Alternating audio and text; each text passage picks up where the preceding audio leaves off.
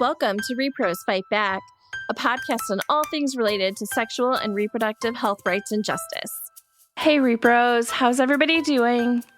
I'm your host, Jenny Wetter, and my pronouns are she, her. So y'all, I know we're all still processing the election and what it's going to mean for us and those we care about. I know personally, a couple of days later, I'm having less overwhelming general panic and less thoughts of just like quitting and starting my, famous bakery bookstore that I always joke about when times are tough.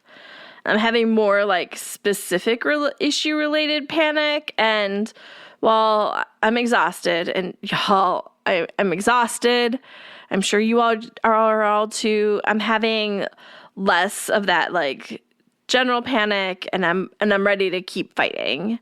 We are going to do a deep dive on the podcast episode soon. So we'll talk more about like what this is going to mean for sexual and reproductive health in the upcoming weeks. But know this, rePROs isn't going anywhere. I will be here with you every week to talk about what is happening and how we can all fight back.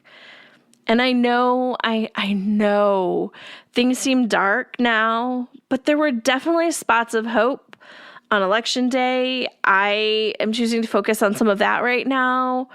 Abortion was on the ballot in 10 states, and y'all, it won in 7 of them. 7! That is amazing. And honestly, it only technically lost in Florida, right? It got 57% of the vote, which would be a massive victory anywhere else. But Florida had a 60% threshold for this vote, so it did not win. But y'all, abortion won in 7 states where it was on the ballot. That is a glimmer of hope. For the first time ever, there will be 2 Black women in the Senate, which, like, again, is one of those, like, amazing that that's happening, but also like sad that like it's 2024 and that's the first time we're saying that. But I'm choosing to look at the positive of like, this is good news. I'm also really excited to say that we had the first transgender person elected to Congress. Like, that is so exciting. So there are spots of hope and light, and I'm trying to hold on to that part right now. I know y'all are worried. I am too. So let's talk about some of the resources that may be helpful to you or maybe to a friend when they need them, and it gives you some things you can think about. It's going to be quite a few resources, so if you want to make sure you can find all of them, we have a resources page on the rePROs Fight Back website. It's at reprosfightback.com/resources. You go there and it's got all of them. You can scroll through it and it'll give you all this information. If you need an abortion or someone you know needs an abortion and you don't know where to go, there are a couple great websites to check out. ineedana.com and abortionfinder.org will help you find the one closest to you that can get you in. They're constantly updated to make sure that they are reflective of whatever the current law is in your state and the states in your area. So it will help you find where you can go for an abortion. If you have questions about legal risk or legal support or advice, check out If When How's repro legal helpline. They're a great place to go to make sure that you are getting information about legal status. And if you need them, the Repro Legal Defense Fund also is a great place to look. They cover bail for people who are investigated, arrested, or prosecuted for self-managed abortion. So they're a great resource if you need them. Make sure that you are protecting your digital security, and a place to go for more information on that is the Digital Defense Fund. They have a guide for abortion privacy that y'all should check out to make sure that you are keeping your digital footprint clear for if you go and access an abortion, try and access information about abortion in a state where it's banned, you won't have a digital footprint that can be tracked back to you. So Digital Defense Fund's Guide to Abortion Privacy. Definitely check it out and do what you need to do to protect yourself. Also, just a flag to beware of some of the period tracker apps you use. Some of them save your data and track your data, and that could be a problem. One of the ones that is recommended by a lot of people in repro is Yuki, EUKI. It's a good one, and they don't store data. If you want to rage donate, I did my share of rage donating last week. Make sure to donate to support your local abortion funds. Find ways that you can get involved in your community. And remember, y'all, this is going to be a long, hard marathon. It is not a sprint. We need to take care of ourselves and take care of each other. Step back when you need to step back in and fight when you are rested again. Do not burn yourselves out. And honestly, I'm saying that for myself too. I am not always good about that. I just keep going and get close to that burnout point. So self-care and taking care of each other is the name of the game right now. We need to be there for each other and in community to keep pushing forward, because this is going to be a long fight. So yeah, take care of yourself and step back when you can. And just thank you all for your support. If you want to support the podcast, tell your friends about the podcast so that you can help them stay informed. You can always donate to rePROs Fight Back. But again, right now I'm really pushing people to donate to abortion funds. But if you want to donate to us, that would be wonderful. We still have the giveaways where you can get free stickers done by Liberal Jane for $25, and the stickers in a bag that I love that says abortion is a human right, not a dirty word, for $50. So, feel free to support us as well. But just know that I am so proud to be in this fight with you all. And I know it will be a long 4 years, but we are in this together and we will help each other through this. So I guess with that, I'm just going to pause and take a second before we move on to this week's interview. We don't really talk about the election. In this week's interview, we just focus on some great new data that Power to Decide had on young people and access to birth control. So, again, with the election, what is that going to mean for young people's access? It's something we don't necessarily grapple with in this episode, but it is something that weighs heavily on my mind. But I am very excited to share this episode. I had a great conversation with Riley Steiner at Power to Decide to talk all about this new data about young people and access to birth control. So with that, let's go to my interview with Riley. Hi, Riley. Thank you so much for being here. I'm so glad to be here to chat with you today. Before we get started, would you like to take a second and introduce yourself and include your pronouns? Sure. I'm Riley Steiner. I use she, her pronouns. I am the Senior Director of Research and Evaluation at Power to Decide. We're a national nonprofit aiming to advance sexual and reproductive well-being for all, with a particular focus on underserved communities and populations, including adolescents and young adults.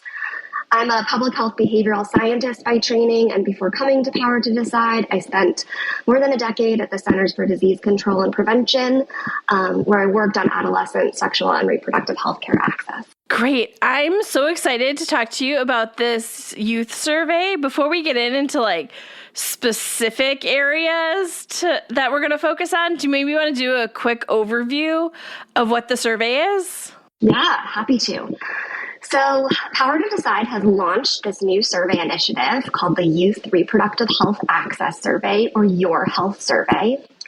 And this is intended to be an annual data collection effort that's really aiming to understand young people's knowledge, attitudes, and experiences related to sexual and reproductive health information and services, with a particular emphasis on contraception and abortion. So the survey is fielded using an online panel, and we aim to collect data from about 1,000 young people ages 15 to 29 years assigned female at birth. This past summer, we launched the inaugural survey, And so we have findings out from this 2024 data collection, and I'm excited to share those with you today. I'm so excited to talk about it. Sorry, y'all. I have a cat who decided that they want to sit on my notes, so we just gonna have to relocate her. Okay. Yeah. Oh, just another day of my cats taking over everything. Yep. Okay, so I figured the best way to talk about it was to kind of maybe group some of your big findings into buckets. So the first bucket that I saw was information-related concerns that came up. Can you tell us about some of those concerns you saw? Yeah. So it was really striking what we found regarding knowledge gaps in the 2024 data collection. So we asked young people to report sort of their own perceptions about whether they had enough information to make decisions about birth control. And a quarter of respondents indicated that they didn't have enough information to decide whether using birth control right now is the right thing for them. And then about a third indicated that they didn't have enough information to decide which methods, birth control methods, are right for them. And then we also asked sort of an objective knowledge assessment, which really aligned with those self-perceptions and sort of highlighted some of these information gaps. So this assessment included 11 true or false statements, and respondents could either choose true, false, or I don't know. And on average, the participants only answered 5 out of the 11 correctly. And there were a few where there were around 20 to 30% who got it incorrect. So a couple of those statements, things like thinking that menstrual tracking is a highly effective method of preventing pregnancy. Also thinking that it's important to quote unquote take a break from birth control pills for health reasons after several years. I don't think that's super surprising given what we know about some of the mis and disinformation that's on social media. I know you chatted with our CEO, Dr. Reagan, about that recently, but it's really concerning. And we also saw sort of looking at age differences. So our sample is 15 to 29, and sort of looking at age differences, the younger adolescents, the minor respondents are sort of more likely to have these information gaps. Man, I'm thinking about like myself at that age, and like the information I did not have was so much. I've talked about it on the podcast before, but I went to Catholic school, K through 8, so I had sex ed from a nun. So you can only imagine the gaps in my knowledge around birth control through so much of my life, because I never really had that opportunity to get that education. And then when you're a young person started seeing a doctor, like I wasn't getting like that full range of information from them. Yeah. And that's something, so that's a really another important finding that's coming out of the survey, is just how much young people want to get this birth control information from a healthcare provider. So we ask about sort of preferred information sources, and overwhelmingly across age as well as race ethnicity, we see that young people want to get information from a healthcare provider, about 80%. Man, and again, thinking like I didn't grow up in I had no information, and like maybe some of that misinformation you get from like your friend group, but like I grew up before like TikTok and like all of those things where you're seeing this like real pervasive atmosphere of misinformation around sexual and reproductive health. Yeah, I mean, I think it's sort of a whole new frontier, because the gaps in sort of our provision of quality school-based sex education, those are long-standing, but now we're sort of seeing some of those gaps be filled, and I say that sort of in air quotes, by this some of this mis and disinformation. And I think another one that I see is kind of related sometimes is concerns around side effects. I know definitely when I was younger, it was the like mis and disinformation of like your friend group of what they were saying. So like there are real side effect concerns, but I think there's also like the mis and disinformation side effect concerns. So what did the survey show? So we included some questions related to concerns about hormonal contraception that are actually kind of drawn on a new measure that's been put forward by some researchers from UCSF. And we do see those concerns and those worries about side effects. So about half of the sample overall worry that birth control has dangerous side effects. And also notable, about a third are concerned that using hormonal contraception will make it harder for them to have a baby later in life, so that it will impact future fertility, when we know that no method except for sterilization impacts future fertility once you stop using it. So those are concerning findings, and I think really underscore that we need to be providing information really about the full range of methods, about potential side effects. Providers need to be listening to patients when they do have concerns about side effects, and really helping them find the method that's best for them. Because like you said, we know birth control has side effects. That's absolutely true. But the idea that it's not safe, that's, I think, what's concerning. So, and really does need to be addressed. Yeah. And it's so hard to, we know this from so many areas, right? It's so hard to combat like that misinformation. Cause like once it gets out there, it's really hard to like be like, no, but actually this is what the data shows. Like it is perfectly safe. So it's really hard to kind of fight back against those things once people start to get exposed and like take it in. Yeah. Yeah, it's a challenge, and it's something, we at Power to Decide, as we're trying to increase access to high quality information that is trusted, that is resonant, that's medically accurate. We're thinking a lot about what are the best strategies for doing that, and how do we sort of leverage our digital platforms like Bedsider to really kind of democratize access to this high quality information and kind of break through the mis and disinformation that is circulating. So the last big bucket I saw around concerns was around access. What were some of the access concerns you were seeing? Because access is like such a small word that covers such a huge range of issues. Yes. So I would note that, I think these information gaps and the sort of like misconceptions around safety, to me, those are actually really important findings about access. Yep. I think oftentimes when we think about access to sexual and reproductive health care, we're sort of thinking about how it's provided. How much does it cost? Is there a clinic nearby? Do you have a provider that you trust?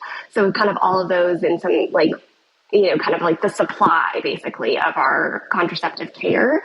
But, on the other side, we have individuals who have, based on what they think and know, are going to either seek out care or not. So I do think these information gaps are really, important to address to improve access.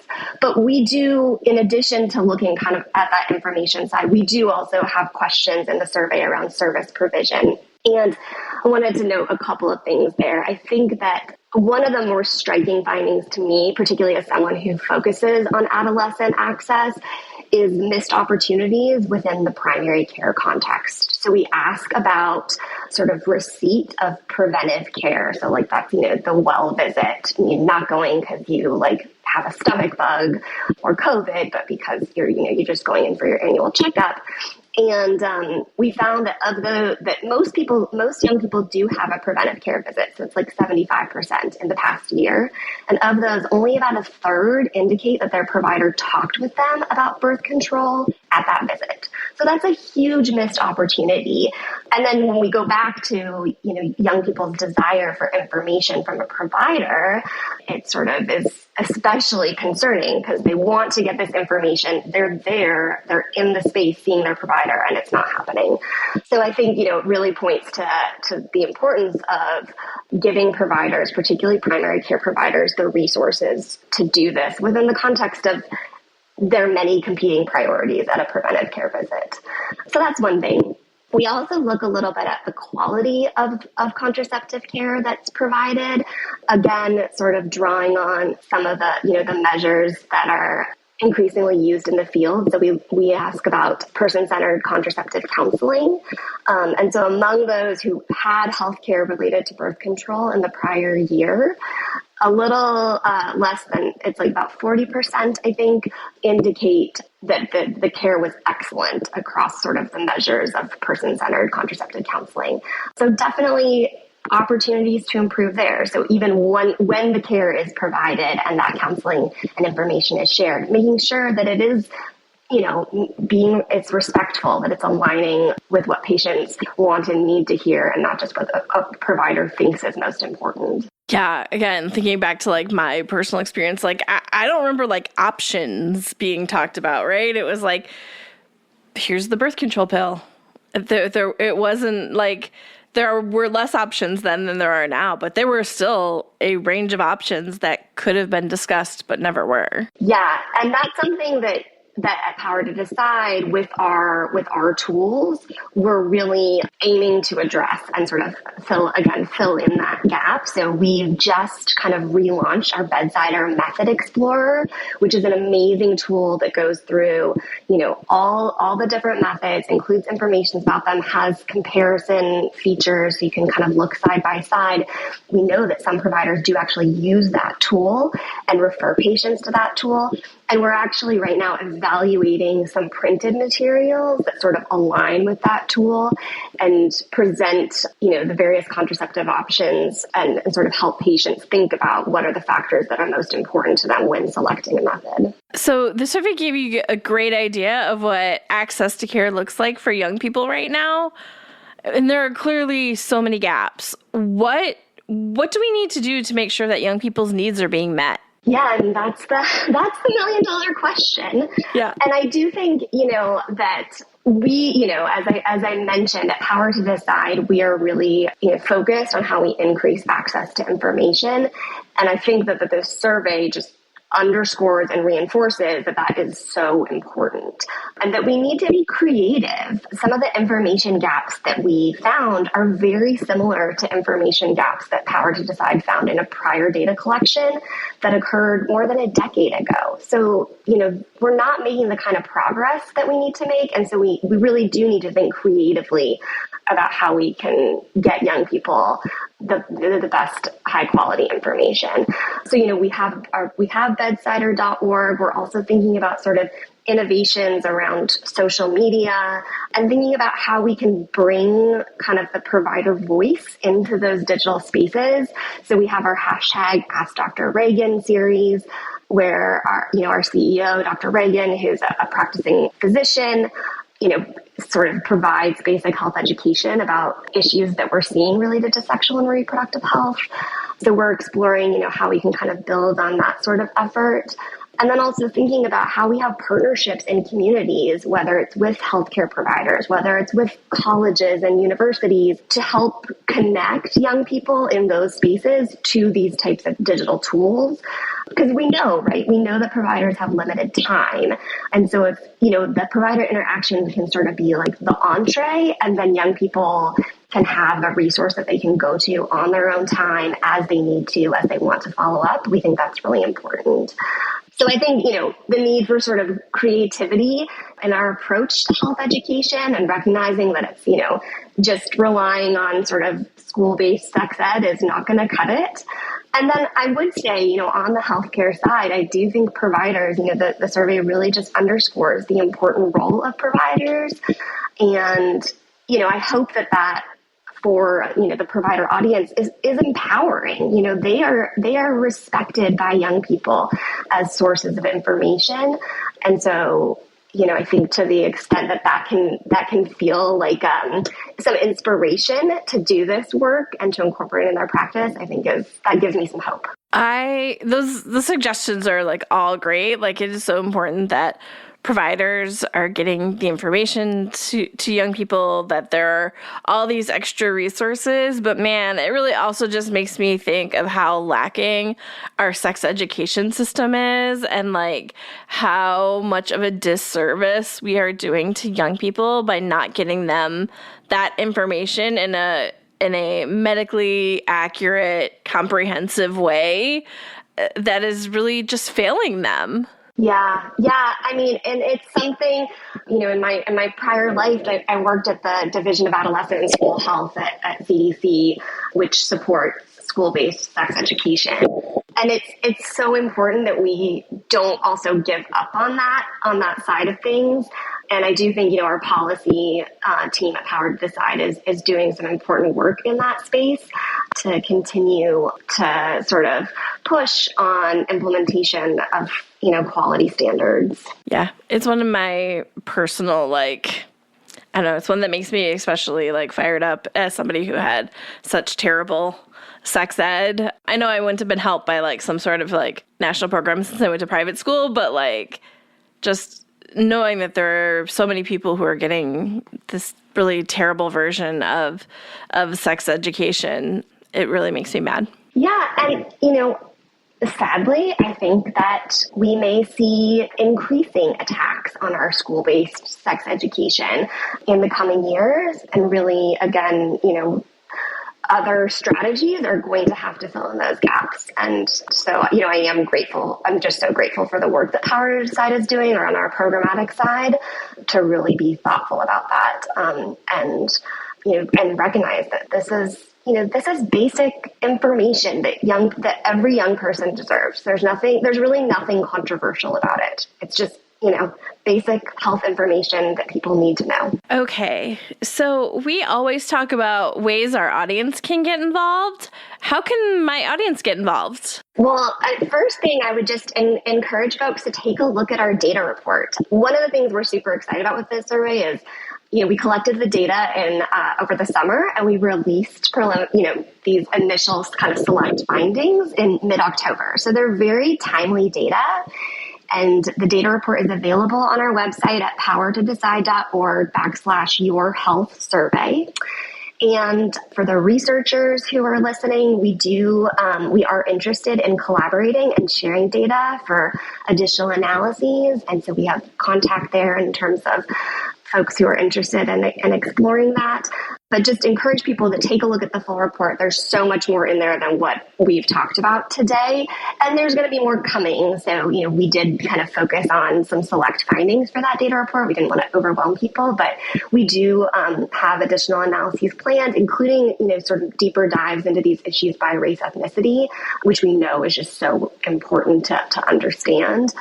So that's one thing. And then also, just to be engaging and sharing our resources.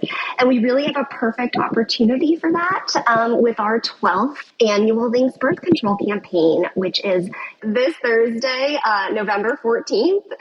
So this is really the kickoff to, our kind of year-long celebration of all that birth control makes possible. And we encourage people to participate via social media using the hashtag ThanksBirthControlTHX for thanks. It's an opportunity to share our resources, share the data report, really lift up that there are these challenges and there are these opportunities to address information gaps and improve access for young people. And then we also have an opportunity coming up on November 19th. We're holding a webinar about the survey where we'll do a deeper dive into the data. So if folks are really interested, want to learn more, we encourage you to join us. If on that survey page that I mentioned on our website, there's a link to register for the webinar on that Tuesday afternoon. So definitely encourage folks to check that out. I love participating in Thanks Birth Control Day every year, to seeing all the stories people are telling about why birth control is important to them and what a difference this has made in their life. So y'all, I highly recommend engaging on Thanks Birth Control Day. And also they usually have some really fun swag that you can go buy. So make sure to check out their store. Yes, and we're actually having a sale on the store. So our merchandise is 75% off. So definitely take advantage of that. And then we also do have just like a toolkit on our website that people can use to help engage. I'm not the most savvy on social media, but the toolkit makes it so easy. There's like actual, posts that I can just use, and that's really great. And it is, I feel like right now, we all need a day like this, right? We need a day where we just see in our online space, our community, and we can just feel hopeful and celebrate all that is amazing about birth control. We will make sure to include the links to the report and the toolkit in our show notes. And y'all, I can't recommend the toolkit enough either, because there's always fun graphics, and sometimes my brain doesn't want to come up with the clever thing to say. So there's always great suggested posts. So yes, definitely check out their toolkit. Okay, Riley, thank you so much for being here. It was so much fun talking to you about the new youth survey. Well, thank you for having me.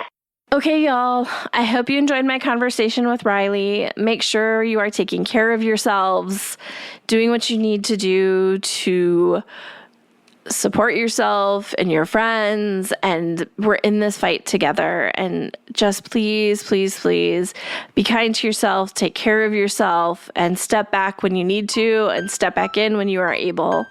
And I will see all of you again next week.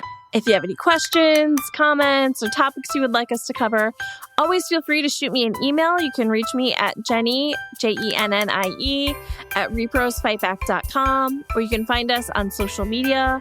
We're at rePROs Fight Back on Facebook and Twitter, or rePROs FB on Instagram.